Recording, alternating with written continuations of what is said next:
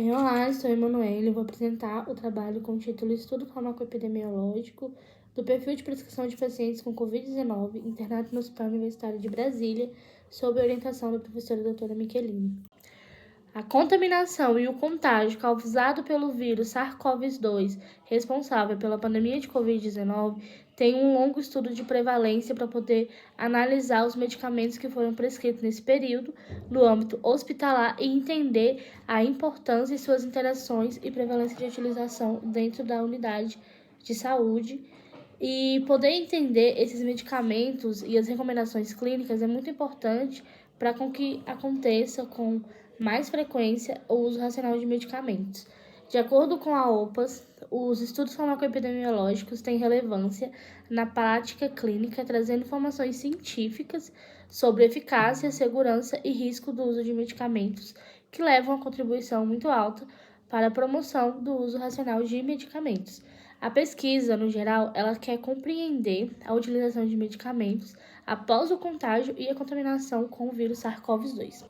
O objetivo desse trabalho é comparar e analisar as mudanças no perfil dos pacientes internados de acordo com algumas variáveis, como faixa etária, letalidade, comorbidade e o risco de interação medicamentosa no perfil desses pacientes. Trata-se de um estudo observacional de recorte transversal e retrospectivo. Foi realizado no Hospital Universitário de Brasília, que ele é gerenciado pela Rede de Gestão de Empresas Brasileiras de Serviços Hospitalares, com parecer 4427277 da CEP. Pacientes internados com Covid-19 moderado a grave entre o período de maio até meados de dezembro de 2021 foram incluídos na pesquisa, e variáveis de faixa etária, letalidade, comorbidade e dados do terceiro dia de internação foram analisados de acordo com os prontuários dos pacientes e migrados para alguns sistemas como o REDCap e a pacote Office da Microsoft.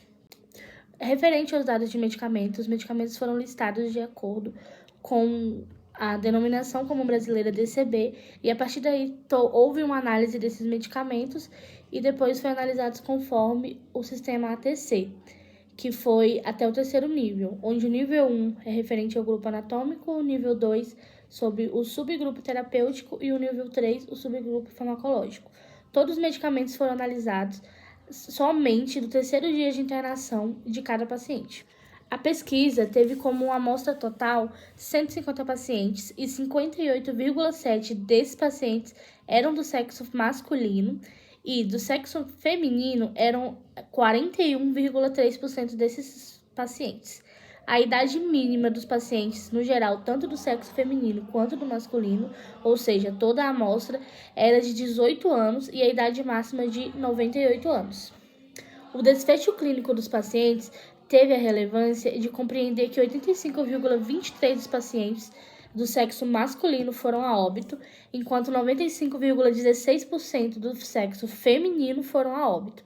91,89% de todos os pacientes, tanto do sexo feminino quanto do sexo masculino, tinham entre 40 e 59 anos.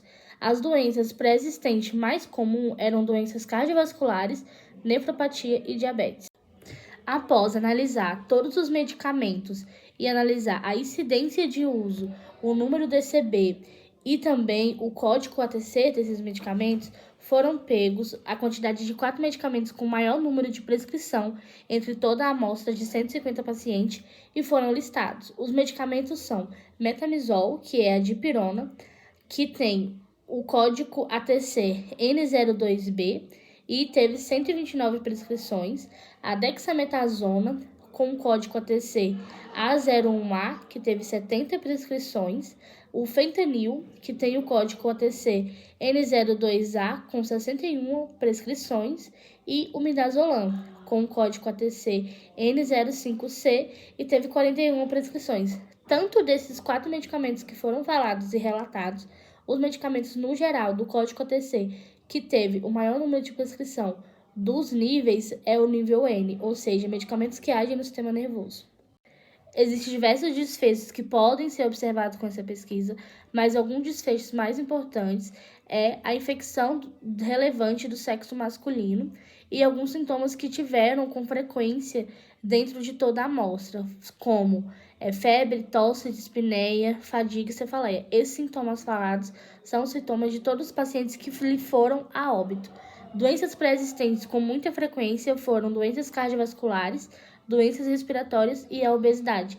A classe de medicamento que teve maior número de prescrição foi os medicamentos analgésicos.